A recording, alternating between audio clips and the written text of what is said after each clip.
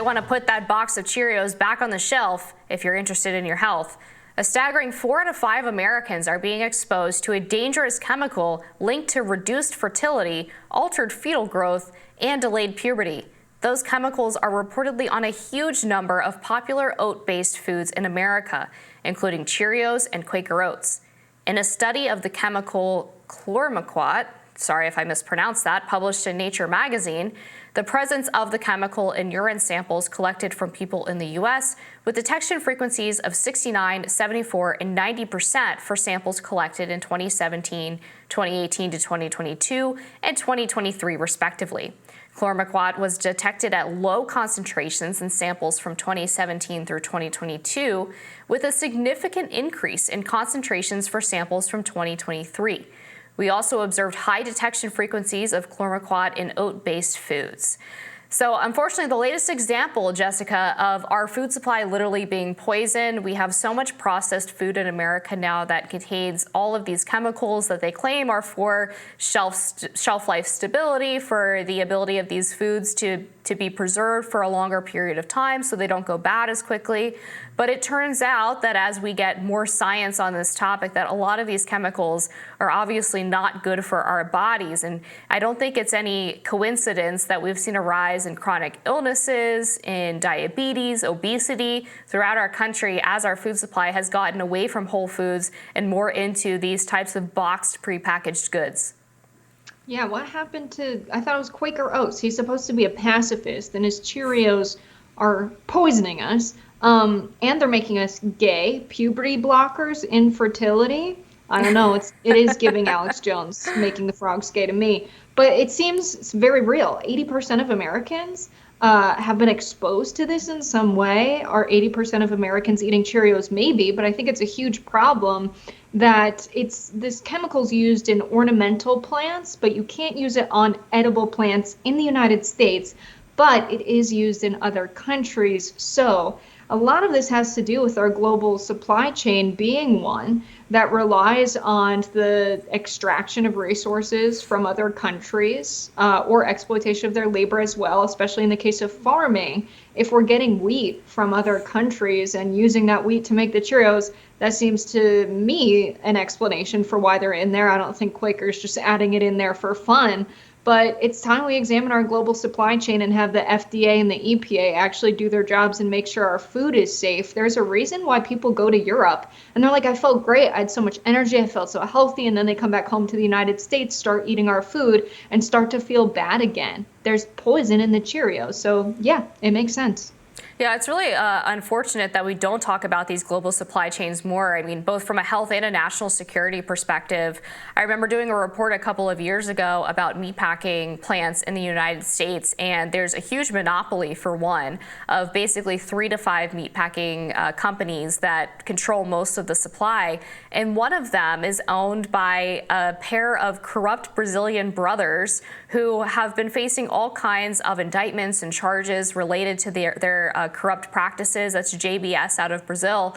And years ago had been accused of having basically tainted the meat supply and ended up getting a bunch of people sick.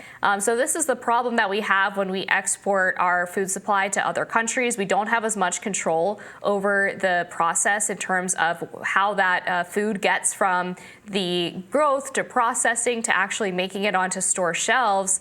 And in this case, the Brazilian brothers from JBS were basically let off the hook by the U.S. government.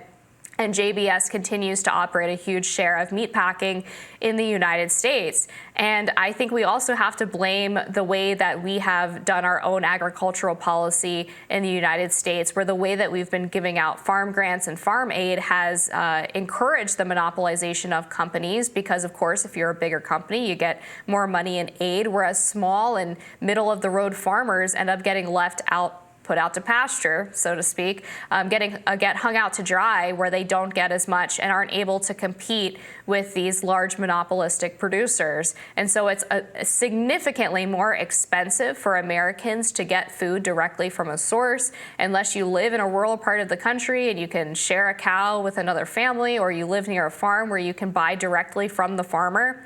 You're basically guaranteed to have your food go through a multi-step long process where God knows what kind of chemicals or other poison can be introduced throughout that process. Everything about it is really unfortunate.